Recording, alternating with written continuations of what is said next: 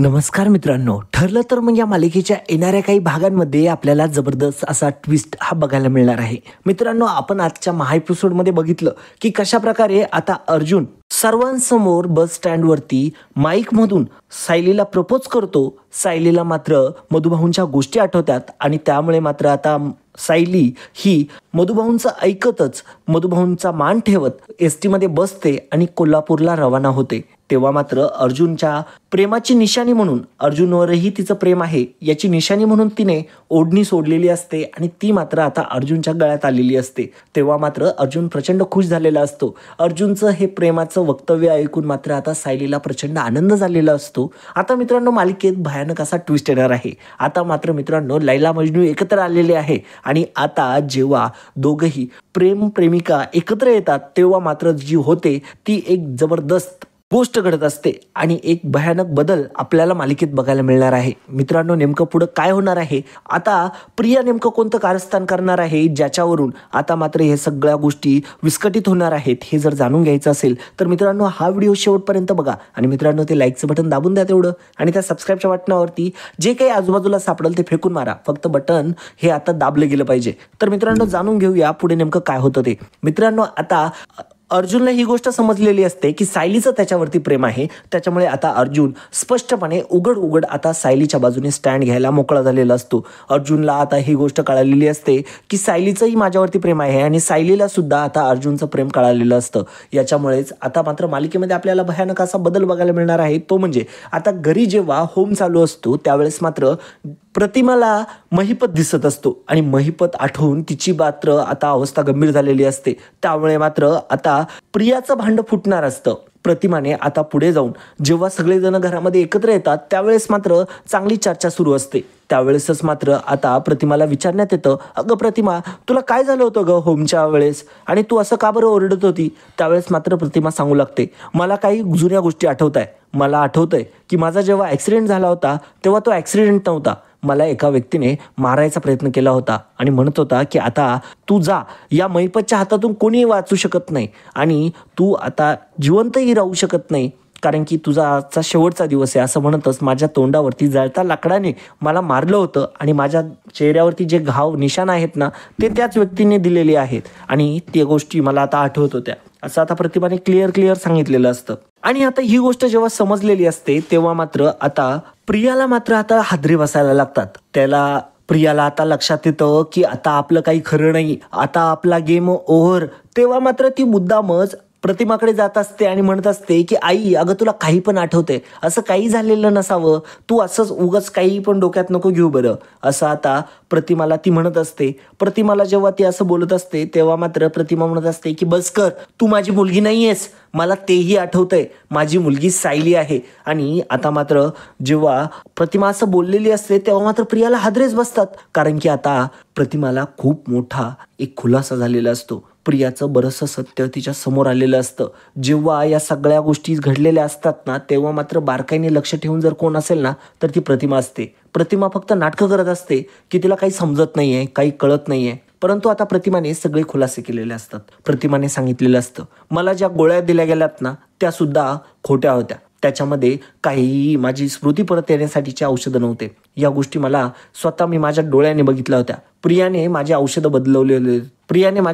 बदलवलेले होते. माझ्या जीवावरती जो जीवघेणा हल्ला केला तो सुद्धा प्रियानेच केला. मला गळा दाबून मारण्याचा प्रयत्न केला तिने, माझ्या तोंडावरती उशी दाबून मारण्याचा प्रयत्न केला, मला तेही आठवतंय. मला सगळं माहिती आहे. तिला असं वाटलं होतं मी झोपलेली आहे, परंतु मी तेव्हा झोपलेली नव्हते. परंतु मला नंतरून कळत नव्हतं म्हणून मी आरडाओरडा केला आणि मला माहीत होतं बाजूला तो ग्लासचा कॅन आहे म्हणून मी तो पाडला. मला माहिती होतं की रविराज नक्कीच धावत पळत येतील मला वाचवायला, तेव्हा मी वाचले. परंतु या सगळ्या गोष्टी प्रियाने केल्या आणि तुम्ही तिला डोक्यावरती घेऊन बसलाय, तुम्हाला माहीत नाहीये ही माझी मुलगीच नाहीये मुळी. तेव्हा मात्र आता सगळेच जण हादरलेले असतात. पुन्हा काय हे नवीन, आधी अर्जुन, सायली आणि आता प्रतिमा, तू, असं पूर्ण आजी म्हणत असते की अगं प्रतिमा, तुला काय झालंय तरी काय, अगं तुझी मुलगी आहे, तुझ्यासाठी किती जास्त तनतन करते, तुला कळत नाही का? तेव्हा मात्र प्रतिमा म्हणत असते की पूर्ण आजी, अगं तुला काय वाटलं, तुला आजपर्यंत तेच वाटत आलंय जे तिने तुला दाखवलंय आणि तुला नेहमी असंच राहतं तुझं, तू कधीही बारीकाईने त्या गोष्टीकडे लक्ष देत नाही. परंतु पूर्ण आजी यावेळेस तू चुकते. मी तुला खरंच सांगते की या गोष्टीकडे तू बारकाईने जरा लक्ष दे. या सगळ्या गोष्टी माझ्यासोबत घडल्या, मी सांगते ना, मी साक्षीदार आहे या गोष्टीला. अगं सायली माझी मुलगी आहे, तुला माहिती आहे हिच्या पायावरती ती जी तुळशीपत्राची खूण आहे ना, ती सुद्धा खोटी आहे. लहानपणीचा सायलीचा फोटो, हा फोटो मी बघ याच्यामध्ये आणि या मुलीमध्ये काही साम्य तरी वाटतंय तुला? अगं आपली सायली कशी होती, माझे संस्कार कसे होते? अगं मला माझे संस्कार तर ओळखू येतील, अगं जरी मला कोणी ओळखू येत नसलं तरी. परंतु नाही, आता माझी स्मृती पुन्हा आली आहे. मी चांगलंपणे ओळखू शकते माझी मुलगी कोण आहे कोण नाही आहे. आणि मला तिचे संस्कार आणि तिच्यामध्ये जे काही दिसतं ना ते माझ्याच मुलीचं आहे, तन्वीच आहे ती.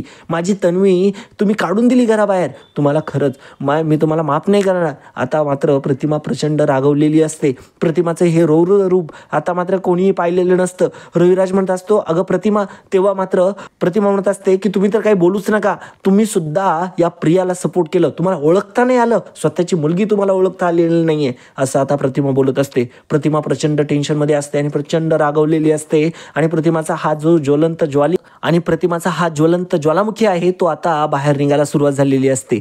प्रतिमाची संपूर्ण मेमरी पुन्हा आलेली असते. महिपतचं तिने नाव घेतलेलं असतं, महिपतच्या विषयी तिने सगळं सांगितलेलं असतं. तेव्हा मात्र रविराज म्हणत असतो की हा महिपत तो होतो तुला मारणारा.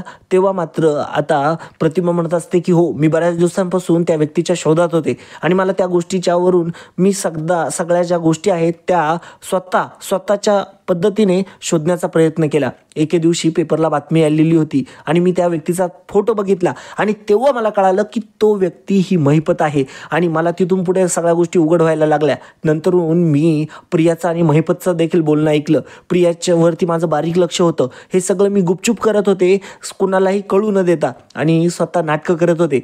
जशी काय माझी याददाश्त आलेलीच नाही आहे. परंतु मला हे खूप आधीच आठवलं होतं. जेव्हा मी पहिल्यांदा महिपतला बघितलं होतं त्याच वेळेस माझी सगळी स्मृती पुन्हा आलेली होती. जेव्हा तो ॲक्सिडेंट पुन्हा घडवण्याचा प्रयत्न केला होता तिथून पुढे मला आठवण्याला सगळ्या गोष्टी लागलेल्या होत्या. आणि त्याच्यानंतर मी जेव्हा डॉक्टरांकडे गेले होते त्यानंतर सुद्धा मला बराचसा फरक पडला होता आणि माझी याददाश्त पुन्हा आलेली होती. प्रतिमाने हा खुलासा करताच आता मात्र सगळ्यांचे डोळे उघडेच्या उघडे, तोंड खुलेच्या खुले राहतात. आणि मात्र आता सगळ्यांनाच आनंद होत असतो की प्रतिमाला हे सगळं आठवतंय. परंतु प्रियाने मात्र आपली फसवणूक केली, आता हे सगळं त्यांना आठवत असतं. आणि आता या सगळ्या गोष्टींमध्ये भयानक असा क्लेश तयार झालेला असतो. पूर्ण आजीला सुद्धा खूप वाईट वाटत असतं की सायलीशी मी असं वागले. सायलीने जिने घराला जपून ठेवलं आजपर्यंत आणि तिच्या या छोट्याशा गोष्टीवरून मी मात्र तिला घराबाहेर काढलं, तिला इतकं काय वाटेल ते बोलले. तेव्हा मात्र आता जेव्हा प्रतिमा म्हणत असते की मी हे सगळं बघत होते, मला सगळं माहिती होतं, यांचं कॉन्ट्रॅक्ट मॅरेज होतं, या सगळ्या गोष्टी माझ्यासमोर आलेल्या होत्या, या सगळ्या गोष्टींचं बोलणं मी ऑलरेडी ऐकलेलं होतं. मी जेव्हा घरात राहत होते ना तेव्हा बारीक निरीक सगळ्या गोष्टी मी बघत होते, मी सगळ्या गोष्टी ऑब्झर्व करत होते. मला कारण की फक्त प्रियावरती डाऊट होता. प्रियाच्या या सगळ्या गोष्टींवरती प्रियाचा नेमका हेतू काय आहे हे जाणून घेण्यासाठी मी इतके दिवस नाटकं केले. तुम्हाला सगळ्यांना शॉक बसला असेल, परंतु हेच खरं आहे. मी आणि सायली खूप वेळा भेटलोय, बोललोय आणि सगळ्या गोष्टी झाल्या. मी तिला सुद्धा सांगितलं नाही ही गोष्ट, परंतु सायलीचं जे काही आहे माझ्याबद्दलचं ते मी पहिल्यांदा जाणून घेतलं आणि मला खात्री झाली ती माझीच मुलगी आहे. जरी तिच्यासारखी दिसत असली, तिच्यासारखी असली तरी देखील ती माझीच मुलगी आहे, हे सगळं मला कन्फर्म झालं नंतरून. आणि मग मी या गोष्टीपर्यंत आले. परंतु जेव्हा तो पेपर मला दिसला होता, न्यूजपेपर, आणि ज्याच्यामध्ये महिपत शिकरेचं न्यूज आलेली होती ना, त्या पेपरमुळे मला सगळ्या गोष्टी क्लिअर झाल्या. तिथून पुढे माझ्या गोष्टी लक्षात यायला सुरुवात झाली की हे नेमकं काय आणि कसं आहे. प्रिया इथं कशासाठी आली आहे हे तुम्हाला माहीत नसावं आणि मलाही इतकं फारसं माहिती नाही आहे, परंतु ती खूप वाईट हेतून या घरामध्ये आहे. तुम्ही आत्ताच्या आत्ता तिला घराबाहेर काढा, नाही त्या घराचं पूर्णपणे वाटोळं होऊन जाईल, असं आता प्रतिमा म्हणत असते. तेव्हा रविराज म्हणत असतो की प्रतिमा तू शांत हो जरा, मला विचार करू दे, मला खरंच कळत नाही आहे काय घडते काय नाही आहे. ही प्रियाही इथं आहे आणि प्रियाला तू असं अचानक म्हणते, विश्वास बसणं असं झालं आहे मला आणि हे माझ्यासाठी समजून घेणं फार कठीण आहे. तेव्हा मात्र प्रिया आता पूर्णपणे हादरून गेलेली असते. प्रियाला लक्षात आलेलं असतं की आता आपला काही खरं नाही. तेव्हा प्रिया समजून सांगण्याचा प्रयत्न करत असते की अहो मला काय वाटतंय बाबा, आपल्या आईला काहीतरी झटका वगैरे आलाय का, काही असं तिला त्रास होतोय का, मला तरी वाटतंय की तसंच काहीतरी होतंय. कारण की आई काय बोलते ना मला काही पटत नाही आहे आणि काही माहिती नाही आहे ही काय बोलते ते. कदाचित तिला कसली तरी भीती किंवा धास्ती बसली असणार आहे, त्याच्यामुळे ती असं वागत असणार आहे. बाबा आपण डॉक्टरांना बोलूयात का, मला तरी वाटतं डॉक्टरांकडे जावं. तेव्हा मात्र आता प्रतिमा म्हणत असते की ए बाई, नाटकं नको करू. अगं तू माझ्यासोबत जे जे केलंय ना ते सगळं मला आठवतंय चांगलं. आणि तू आता किती जरी नाटकं केले ना, रविराज मला चांगले ओळखतात आणि तुझ्यापेक्षा आमचं कुटुंब एकत्र आहे जास्त. एवढं लक्षात ठेव. मी पूर्ण आजीला आजपासून नाही ओळखत. मी लहानची मोठी पूर्ण आजी समोर झाली आहे आणि तिला सगळं चांगलं माहिती आहे माझ्याबद्दलचं. तेव्हा मात्र तू आता आम्हाला सगळ्यांना नॉलेज नको शिकू. असं आता इतक्या कठोर शब्दांमध्ये आता हे बोलणं असतं ते प्रतिमाचं असतं. आणि प्रतिमाचा एवढा रुद्र अवतार कोणीही बघितलेला नसतो. प्रतिमाने आता चक्क या सगळ्या गोष्टी बोलायला सुरुवात केलेली असते. दुसरीकडे मात्र आता अर्जुनही सायलीला घरी घेऊन येण्यासाठी निघालेला असतो. त्याने लगेचच कोल्हापूरच्या बसचा पाठलाग करायला सुरुवात केलेली असते. कोल्हापूरमध्ये तो आता सायलीला भेटलेला असतो. सायली तिथे असते, परंतु सायली काय त्याच्याशी बोलत नसते. तेव्हा मात्र सायली समोर तो मजनूसारखे भरपूर गोष्टी करत असतो सायलीला इम्प्रेस करण्यासाठी. सायलीच्या चेहऱ्यावरती हसूही दिसत असतं त्याला, परंतु सायली आपल्याशी बोलत नाही आहे या गोष्टीचं त्याला टेन्शन आलेलं असतं. तेव्हा कुसुमताईला तो म्हणत असतो की कुसुमताई, अगं काय झालंय ग, नेमकं माझ्याशी सायली का बोलत नाहीये. तेव्हा कुसुमताई सांगत असते, अर्जुन सर, तुम्हाला माहिती नाहीये नेमकं काय झालंय. मधुभाऊंनी सायलीला वचनामध्ये अडकवलंय. मधुभाऊंनी क्लिअर कट सांगितलंय तिला की अर्जुन कधी जरी दिसला ना तरी देखील तू त्याला इग्नोर करून इथून निघून जायचं, त्याच्याशी अजिबात बोलायचं नाही. म्हणजे आता अर्जुनला ही गोष्ट लक्षात आलेली असते की सायली जे काही करते ती स्वतःच्या मनाने नाही करते, ते मधुभाऊंच्या दबावाखाली करते. कुसुमताई सांगते की हो, तुम्ही जसं सायलीवरती प्रेम करतात ना तसं सायली सुद्धा तुमच्यावरती प्रेम करते. तेव्हा मात्र अर्जुन म्हणत असतो की खरंच सायली माझ्यावरती प्रेम करते. मला विश्वासच बसत नाहीये. माझं सायलीवरती खूप प्रेम आहे आणि मला सायली पाहिजे आयुष्यात. कुसुमताई, मला मदत करा ना तुम्ही. असं आता तो कुसुमला खूपच गयावया करून म्हणत असतो. कुसुम म्हणत असते की हो, का नाही, मी तुम्हाला मदत करेल, परंतु मधुभाऊंचं काय. मधुभाऊंनी तर वचन दिले आणि वचनातून सायली मुक्त नाहीये. जोपर्यंत सायली वचनातून मुक्त होत नाही तोपर्यंत ती तुमच्यापर्यंत येऊ शकणार नाही कधी. तेव्हा मात्र अर्जुन म्हणत असतो की मी मधुभाऊंकडे जातो, मधुभाऊंना भेटतो आणि त्यांनाही सांगतो ही गोष्ट. आम्ही दोघे पुन्हा लग्न करणार आहोत आणि तुम्ही अजिबात काळजी करू नका. असं जेव्हा आता अर्जुन म्हणतो तेव्हा कुसुमताई म्हणते की नका जाऊ तुम्ही. मधुभाऊ ऑलरेडी खूप दुःखी आहे आणि मधुभाऊंना समजवण्यात आता कसलाही अर्थ नाही आहे, कारण की त्यांना समजतच नाही आहे. आम्ही पण खूप प्रयत्न केला त्यांना समजून सांगण्याचा, परंतु त्यांना तुमचा प्रचंड राग आलेला आहे. तुम्ही जे काही वागला आहात, ज्याच्यासाठी वागला आहात, ती गोष्ट मधुभाऊंना आवडलेली नाही आहे. तुम्ही तुमच्या स्वार्थासाठी सायलीचा वापर केला असंच त्यांच्या डोक्यात आहे आणि त्याच्या दृष्टीने खूप वाईट गोष्टी त्यांच्या मनामध्ये गेलेल्या आहेत आणि आता त्या मनातून काढणं फारच अवघड आहे असं मला वाटतं. कुसुमताईचं हे बोलणं ऐकून अर्जुन आता खूपच जास्त सॅड झालेला असतो. त्याला खूपच जास्त वाईट वाटत असतं की आता मी करू तर नेमकं काय करू. आता दुसरीकडे इकडे घरामध्ये पूर्णपणे कलह निर्माण झालेला असतो. आता मात्र प्रियाच्या एक गोष्ट लक्षात आलेली असते की आता आपला इथं निभाव लागणं खरं नाहीये. महिपतही गेला, मी पण गेले आणि साक्षी पण फासावर लटकली. आता दुसरा काही पर्याय नाही आपल्या पुढे, असं आता स्वतः प्रियाला वाटू लागतं आणि प्रिया पूर्णपणे घाबरलेली असते. प्रिया आता लगेचच तिथून निघून जाते. असं नाटकं करते जसं काय मला खूप राग आलाय, मला खूप वाईट वाटलंय, आई जे करते ते सगळं चुकीचं आहे असं म्हणतच आता मात्र प्रिया तिथून गायब झालेली असते आणि प्रिया लगेचच आतमध्ये खोलीमध्ये जाऊन रडायचं नाटक करायला लागलेली असते. तिचे नाटकं बघून मात्र आता राग येत असतो. प्रतिमाचा राग आता इतका जास्त वाढलेला असतो. प्रतिमा कंटिन्यू म्हणत असते की नाही, मी जे सांगते तेच खरं आहे आणि तुम्हाला जर माझ्यावरती विश्वास नसेल ना तर माझ्याकडे पुरावे देखील आहेत. त्या दिवशी जेव्हा रूममध्ये माझे जेव्हा गोळ्या ती बदलत होते त्यावेळेस मात्र मी जेव्हा तिला गुपचूप बघत होते त्यावेळेस मात्र तिचा व्हिडिओ काढून घेतला होता मी आणि तिच्या तुम्ही स्माईल बघा, तिच्या त्या गोष्टी बघा, तिने कशा प्रकारे माझ्या गोळ्या बदलवल्या. आता सगळे सत्याचे जे पुरावे आहेत ते प्रतिमाने सगळ्यांसमोर ठेवलेले असतात. आता मात्र रविराजला प्रचंड राग येतो. रविराज आता प्रचंड चिडलेला असतो. रविराज म्हणत असतो की बापरे, एवढ्या गोष्टी होऊन गेल्या माझ्या घरात आणि मला माहिती नाही, म्हणजे मला माझी मुलगी बनवून मला फसवण्यात आलं.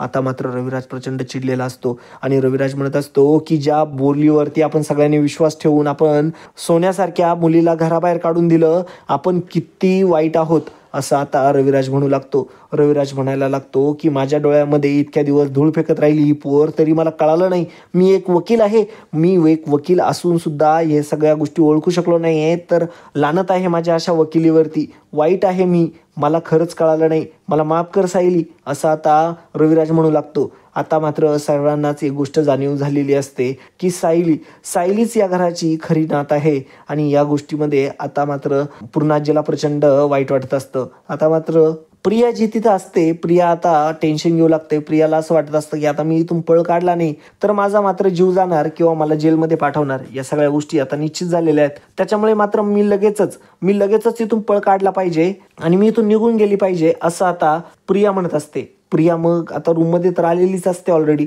आणि रूममध्ये येताच तिने महिपतला फोन करून सगळं सांगितलेलं असतं की महिपत असं झालेलं आहे, सगळं झालेलं आहे. आता मात्र नागराज वाचलेला असतो या सगळ्या गोष्टीतून. आता मात्र प्रिया म्हणत असते की मी पण गेले ना, आता माझं पण सत्य बाहेर आलंय ना, सगळ्यांचंच सत्य बाहेर आलंय. आता फक्त नागराजचं सत्य बाकी आहे. आता त्याला सुद्धा सोडणार नाही. नाग्या कसं काय एकटा फिरल बाहेर आणि इतक्या आयटीत राहील, नाग्याचं सुद्धा खरं बाहेर काढायचं आपण. तेव्हा महिपतच्या तिथे नेमका नागेश तिथं असतो, नागराज तिथं असतो. नागराजही सगळं ऐकत असतो. तेव्हा मात्र नागराज चिडतो आणि म्हणतो की काय बोललीस तू, माझ्या नादी लागणार, माझं नाव पुढं करणार. अगं तुला काय वाटलं मी एवढा सोपा आहे होय? आणि जे काही घडलंय ना पुढं, तर तुझ्याच विरुद्ध तुझेच पुरावे कसे फिरवायचे नाही मला चांगलं माहिती आहे. तू काही टेन्शन घेऊ नको, तुझी पण वाट लावून टाकेल मी, नाहीतर तुला पण डागात पाठवू, तू टेन्शन नको घेऊ असं आता ते म्हणत असतात. तेव्हा मात्र प्रिया घाबरलेली असते. प्रियाला लक्षात आलेलं असतं की मी चारही बाजूनी गुंतले गेले आता आणि माझं सगळं सत्य बाहेर आलेलं आहे आणि मला दुसरा कोणताही पर्याय उरलेला नाही आहे माझ्या लाईफमध्ये. असं जेव्हा आता प्रिया म्हणत असते त्यावेळेस मात्र आता प्रियाला दुसरा कोणताही मार्ग सुचत नसतो की काय करावं काय नाही. प्रिया आता तिथून पळ काढते. गुपचूपपणे आता घरातून ती बाहेर निघालेली असते. सर्वजण म्हणत असतात की प्रिया कुठे आहे, प्रिया कुठे आहे. प्रिया मात्र आता तिथून पळून गेलेली असते. सर्वांच्या ही गोष्ट लक्षात आलेली असते. प्रतिमाने जे काही सत्य सांगितलंय ते खरं आहे. आता सर्वांचा त्याच्यावरती विश्वास बसायला हळूहळू विश्वास झालेला असतो. तेव्हा मात्र प्रतिमाने खूप काही जुन्या काही गोष्टी सांगितलेल्या असतात. जे काही तिने संस्कार केलेले असतात ते हुबेहूब त्यांना सायलीमध्ये दिसलेले असतात, ते देखील दाखवलेले असतात. हे सगळंच्या सगळं आता मात्र प्रियाने तिथून पळ काढल्यानंतर इकडं मात्र आता पूर्ण आजी, रविराज यांना फार वाईट वाटू लागतं. ते लगेचच आता सायलीचा शोध घ्यायला सुरुवात करतात.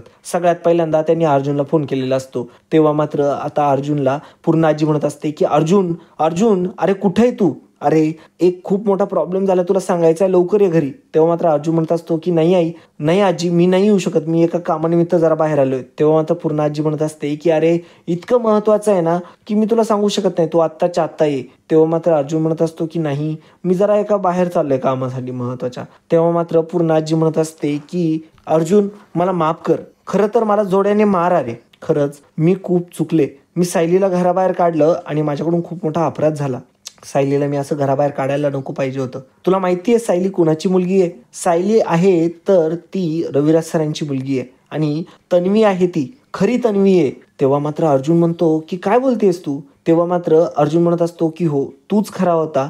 तू जेव्हा प्रयत्न केले तेव्हा मी तुलाच दोषी मानलं, प्रियाचीच गोष्ट ऐकत बसले. परंतु सायली किती खरी आहे, किती ऑथेंटिक आहे हे मला कधी कळालं नाही आणि मी तिच्यावरती कायम अविश्वासच दाखवला. खरंच माझ्याकडून फार मोठी चूक झाली आहे. अरे मला आजीचं हे सगळं बोलणं ऐकून अर्जुनला खूप विशेष वाटत असतं. अर्जुन म्हणत असतो की नेमकं झालंय काय? तेव्हा मात्र अर्जुन म्हणतो की ठीक आहे, मी आलो घरी, आपल्याला सायलीला घेऊनच यावं लागणार आहे. परंतु तेव्हा मात्र अर्जुन म्हणतो की मी पहिल्यांदा घरी येऊन जातो, मग आपण सायलीला आणू. परंतु तेव्हा पूर्णाजी म्हणत असते की सायलीला पण घेऊन येणार. तेव्हा मात्र अर्जुन म्हणत असतो की सायलीला आणणं आता शक्य नाहीये पूर्णाजी. अगं सायली कोल्हापूरला निघून गेलीये. मधुभाऊंनी तिला कायमचं कोल्हापूरला पाठवून दिलंय. आता मात्र माझं तिची ताटातूट झाली. माझ्याशी बोलली सुद्धा नाही सायलीचं सुद्धा माझ्यावरती प्रेम आहे. तिने मला इशारा दिला, माझंही तिच्यावरती प्रेम आहे. परंतु आता आम्ही काय करू, आमची ताटातूट झालीये. मधुभाऊंनी मात्र हे सगळं केलंय. मधुभाऊंना खूप राग आलाय माझा आणि आपला. तेव्हा मात्र आता पूर्णाजी म्हणत असते की मी ते सगळं निस्तारेल अर्जुन,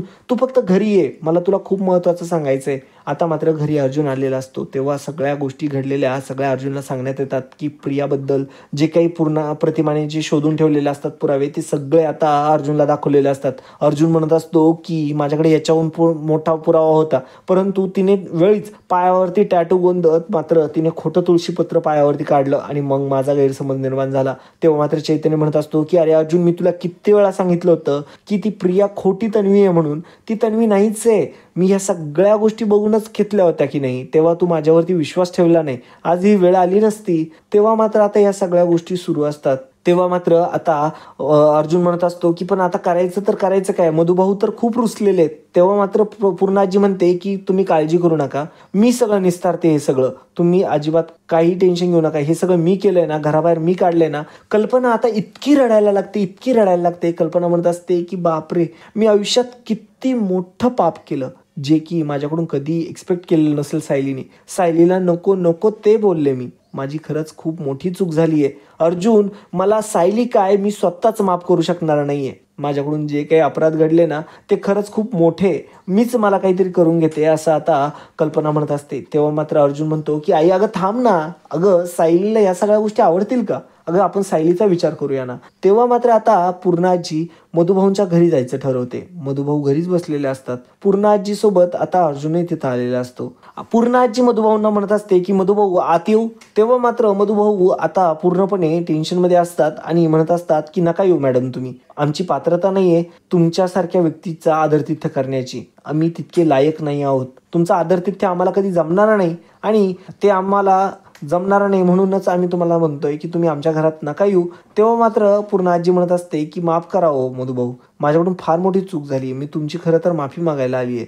जे काही घडलं ते माझी चूक होती, परंतु मी सायलीला दोष दिला. सायलीला कधी ओळखू शकले नाही की तीच माझी तन्वी आहे. तेव्हा मधुभाऊ म्हणतात की काय. तेव्हा मधुभाऊ म्हणत असतात की हे कशावरून बोलताय तुम्ही आता. तेव्हा मात्र आता पूर्ण आजी सायलीचा लहानपणीचा फोटो दाखवत म्हणत असतात की सायली लहानपणी अशीच दिसत होती का. तेव्हा मात्र मधुभाऊ म्हणतात की हो, हा तर सायलीचाच फोटो आहे, माझ्या सावबाळाचाच फोटो आहे हा. तेव्हा मात्र हात जोडून आता मात्र पूर्ण आजी मधुभाऊंची माफी मागत असते आणि म्हणत असते, स्वतःला काहीच्या काही पण म्हणायला लागलेली असते. म्हणत असते की खरी कीड तर माझी लागली आहे या घराला, माझ्या डोक्याला कीड लागली आहे, माझ्या डोक्यात फरक आहे म्हणून मी हे सगळं केलं. मधुभाऊ मी तुमच्या पाया पडते. अगदी आता पूर्ण आजी मधुभाऊंच्या पाया पडलेली असते आणि तिची रिक्वेस्ट करत असते की तुम्ही काही करून सायलीला घरी पाठवा. आता मात्र पूर्ण आजीने मधुभाऊंना मनवण्याचा प्रयत्न केलेला असतो, परंतु मधुभाऊ म्हणत असतात की मला नाही करायचंय ते परत. खरं म्हणजे माझा विरोध तुमच्या किंवा तुमच्या घराला नाहीये, तर माझा विरोध अर्जुन जे वागलाय माझ्या मुलीशी त्या गोष्टीला आहे. मला त्या अर्जुनचं तोंड सुद्धा बघायचं नाही. अर्जुन चालता हो या घरातून, तुला सांगितलं नाही या घरात परत पाय ठेवायचा नाही, तरी तू परत आलात निर्लज्जासारखा. तेव्हा मात्र अर्जुन म्हणत असतो की मधुभाऊ मला मान्य आहे की तुम्हाला खूप वाईट वाटत असेल, जे काही मी वागलोय, जे काही आम्ही केलंय ती गोष्ट तुम्हाला कदाचित पटत पण नसेल, परंतु खरंच आमच्याकडून हा मोठा अपराध झालेला आहे, आम्हाला माफ करा, एकदा संधी द्या सुधारण्याची, असं आता अर्जुन मधुभाऊंना म्हणत असतो. परंतु मधुभाऊ म्हणत असतात की नाही, मला अजिबात मान्य नाही ही गोष्ट. तुम्ही जे काही केलंय ना ते स्वार्थासाठी केलंय आणि स्वार्थ म्हणजे लग्न नसतं. लग्न ही भावना खूप मोठी आहे जी तुम्हाला कधीच कळायची नाही आणि मला हे लग्न नाही मान्य. आता मी माझ्या सौबाळाचं लग्न तुमच्यासोबत लावूच देणार नाही. तेव्हा मात्र आता मधुभाऊ पूर्ण विरोधात असतात अर्जुन आणि सायलीच्या लग्नाला किंवा सायलीला परत बोलवण्याच्या. तेव्हा मात्र अर्जुन म्हणत असतो की मधुभाऊ मला एक संधी तर द्या. तेव्हा मात्र मधुभाऊ म्हणतात की मला माफ करा, परंतु तुम्ही आता येऊ शकता. आता मात्र खाली हाताने पूर्ण आजी मधुभाऊ दुसरीकडे आता एक प्लॅन ठरलेला असतो. प्रियाने एक प्लॅन केलेला असतो की आता हे सगळं जर आपल्याला निस्तारायचं असेल तर महिपतला ती जाऊन भेटलेली असते. महिपतला ती म्हणत असते की आता महिपत तुम्हीच काहीतरी करा. अहो अण्णा, तुम्हाला जर काहीतरी करता येत असेल तर बघा ना, आता मात्र आपलं काही खरं नाहीये, सगळं सत्य समोर आलंय. तेव्हा मात्र महिपत म्हणत असतो की हो करू ना, आता इथून कायमचं पळून जाण्याची तयारी करू. दुसरा तर काही पर्याय दिसत नाही मला. सगळा बिझनेसही गेला, सगळा पैसाही गेला आणि कर्जही बोकांडी आहे. तसंही जिवंत ठेवणार नाही ज्यांच्याकडून कर्ज घेतलंय ते, त्यापेक्षा आता पळून जाणंच योग्य राहील असं आता महिपत जेव्हा म्हणत असतो. तेव्हा मात्र प्रिया रागवते आणि म्हणते की मुद्दाम चेष्टा करताय का माझी, तुम्ही काहीतरी करा आत्ताच्या आत्ता, नाहीतर आपलं काही खरं नाही. त्या प्रतिमाचं तोंड कायमचं गप्प झालं पाहिजे, आत्ताच्या आत्ता काहीतरी करा असं आता पूर्ण आजीने प्रचंड माफी मागितलेली असते, तरी देखील आता त्यांना अपयश आलेलं असतं. ते आता खाली हाताने पुन्हा एकदा घरी आलेले असतात. रविराज म्हणत असतो की काय झालं पूर्णाजी, सायली कुठे, माझी लेक कुठे. तेव्हा मात्र पूर्णाजी म्हणत असते की मी नाही आणू शकले तिला. मधुभाऊ फारच रुसलेत, त्यांना फारच वाईट वाटले. तेव्हा मात्र रविराज म्हणत असतात की हो, का बरं नाही वाटणार, एखाद्या बापाचा एवढा अपमान झालाय आणि त्यातही त्याला एवढा मोठा धक्का मिळालाय. खरं तर अर्जुन सायलीने केलं ते चुकीचंच होतं, परंतु त्यांचं एकमेकांवरती प्रेम होतं तर आपल्यापुढे कबूल करायला काय प्रॉब्लेम होता आणि लग्न करायला काय प्रॉब्लेम होता, चुकलं नाही हे. तेव्हा मात्र अर्जुन म्हणत असतो की हो सिनियर, अरे आमचं एकमेकांवरती प्रेम होतं आणि आम्ही ते एकमेकांना सांगण्यासाठीच गेलो होतो आणि आम्ही तुम्हाला तेव्हाच एक गुड न्यूज देणार होतो की आम्ही पुन्हा एकदा लग्न करतोय. माझ्या डोक्यात हा प्लॅन देखील होता, परंतु त्याच वेळेस या गोष्टी सगळ्या बाहेर आल्या आणि या सगळ्या गोष्टी जाणून मोजून केल्या गेल्या आमच्यासोबत आणि या गोष्टीचं आता त्यांनी सगळं सत्य सांगितलेलं असतं. तेव्हा रविराज म्हणत असतो की बरोबर आहे अर्जुन, मला पटतंय तुझ्या या सगळ्या गोष्टी, मला जाणीव आहे तुझ्यावरती काय बितली येते, परंतु आता सायलीला जर परत आणायचं असेल तर ते कसं आणता येईल असं आता रविराज म्हणत असतो. रविराजला सुद्धा आता प्रचंड वाईट वाटत असतं. त्याला एक गोष्ट लक्षात आलेली असते की मी एक वकील असून सुद्धा मला फसवलं या मुलीने. खरं म्हणजे ही खरी किती मोठी ढोंगी आहे आणि जी माझी लेक होती तिला मी मात्र माझ्यापासून दूर लोटलं. तेव्हा आता घरातल्या सर्वांनाच गिल्ट वाटत असतो. कल्पनालाही फार वाईट वाटत असतं, पूर्णाजीलाही वाईट वाटत असतं. आता सर्वजण एकत्र येऊन अर्जुनने त्यांना सगळ्यांना एकत्र आणून त्यांचं ठरलेलं असतं की आता सायलीला पुन्हा घेऊन यायचं. तेव्हा आता जेव्हा पूर्णाजीला सुद्धा अपयश आलेलं असतं तेव्हा मात्र आता त्यांची पुढची जी लढाई आहे ती आता मधुभाऊला मनवण्यात जाणार असते. तर मित्रांनो, पुढे अजून एक मोठा जबरदस्त ट्विस्ट घडणार आहे. ते म्हणजे आता प्रिया एक अशी गोष्ट करणार आहे ज्याने मात्र खूप जास्त तहस होऊन जाणार आहे सगळं. आता ते नेमकं काय आहे, मालिकेत नेमकं काय होणार आहे हे जर जाणून घ्यायचं असेल ना मित्रांनो, तर आपण लगेचच चॅनलला सबस्क्राईब केलं पाहिजे. आणि मित्रांनो, तुम्ही व्हिडिओला लाईक करत नाही, लाईक करत चला. आता पुढं काय होतं हे जर जाणून घ्यायचं असेल तर कमेंट बॉक्समध्ये पार्ट 2 अशी कमेंट करा. तर आजच्यासाठी इतकंच. पुन्हा भेटूया पुढच्या भागामध्ये. तोपर्यंत जय हिंद, वंदे मातरम, जय महाराष्ट्र, धन्यवाद.